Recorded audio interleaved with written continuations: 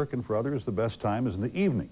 But one Nashville man says the best time for him to exercise is in the middle of the night, after he's been asleep for a couple of hours.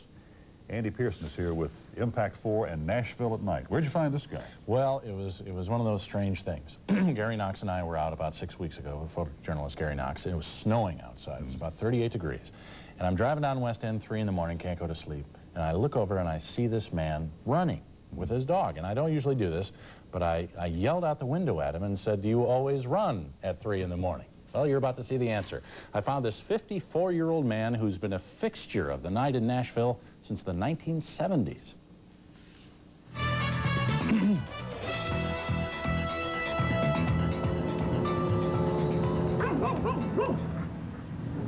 It's a time when the city neither stops nor goes, only flashes yellow. When the wind blows coldest. When sounds that would be buried in daylight come alive over the nighttime stillness. A time of day most men and beast would not claim as their own, except for a select few. Hey, 2 o'clock until 4 o'clock, that's my time.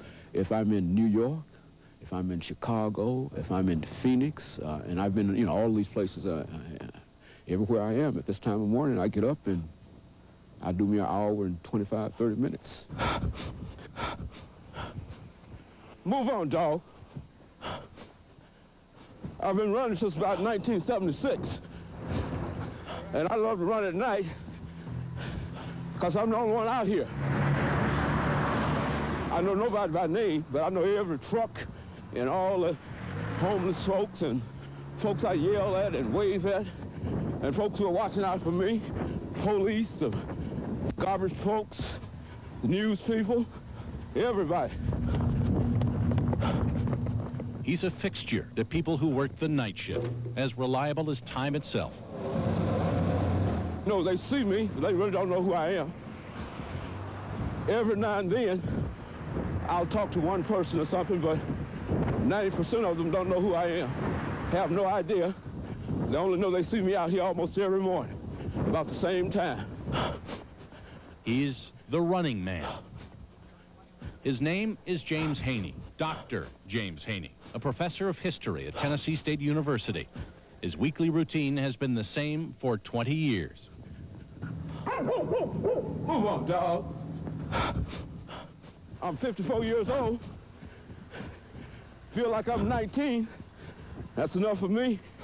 I go to bed at 10, get up at 2, go back at 4, 15, and back up at 6. You heard right. At about 2 in the morning, when most of us are snuggled up tight, James Haney and his dog Sandy get up from a sound sleep and run their route of 9.78 miles. He does it because he was once told this would be impossible. Back in 1975, my grandfather accidentally shot me in the leg with a .38 caliber pistol. Excuse me. And I was told that I would never be able to walk again unless I started to use the leg. And of course, as soon as I got out of the hospital, I started running around the yard here. And after a week of that in the yard, went down to the local high school. And after about 6 years of that, I decided to go downtown. You won't see him wearing headphones or taking his pulse. His shoes don't pump up. James Haney just runs. Down West End, past Vanderbilt. Morning. How you doing? Up and down the deserted streets of downtown Nashville. To the banks of the Cumberland River. Down to First. It's 9 7/8 of a mile down to the foot, all the way greeting and waving to people he's seen for nearly a third of his life. Well, man, how you doing this morning? Good, you? All right. James Haney does this 5 days a week. Same time, same route, same distance. I can't see any disadvantages in this at all. And this is what I do, and I love it. I'm not doing this with people. And if they think I'm crazy, well, I can appreciate that. I just believe in the human personality, and I believe that we can do anything that we want to do once we make up our minds to do it. Takes an hour and a half out of my day, and I think it's worth it. Plus, it requires discipline. And I think I got that. And that makes me feel good about myself. Gives me greater self-esteem, and I can get out and meet the world better. As he makes that last block toward home, there's no one there. No welcoming committee at the finish line. No one to notice. Before he goes back to his wife and children in his warm bed, there's always a prayer of thanks that he's been able to put one foot in front of the other for another night.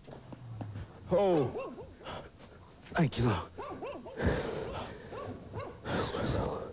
Okay. Thanks that he can still devote 2 hours out of each 24, even though it is in the middle of the night, to his body and his well-being. Thanks that there is life, and that life is good. Very few people that I grew up with are alive today, you see, and many of them have died of heart attacks and strokes and violence and whatnot, but Dr. Haney keeps pushing on. And I tell folks that I'm going to be around here a long, long time. I'm going to be around here at least 100 plus. You know, I mean, that's what I'm looking for, you know. In fact, Dr. Haney says he plans to live to be 120. Very Willard Scott. Now, does the doctor ever have problems out there? Anybody ever attack him or try to rob him or anything? Never. In 20 years. Really? Never had a problem. In all those cities, too. But he says the biggest threat is the cars, you know, coming out from the clubs late at night, so he doesn't run on Saturday. Yeah. Very impressive. I'm amazed. He goes to bed, wakes up, and does this. Yeah, and he's refreshed. That's amazing. Goes back to bed. Demetria. Ahead on the scene at 6, they don't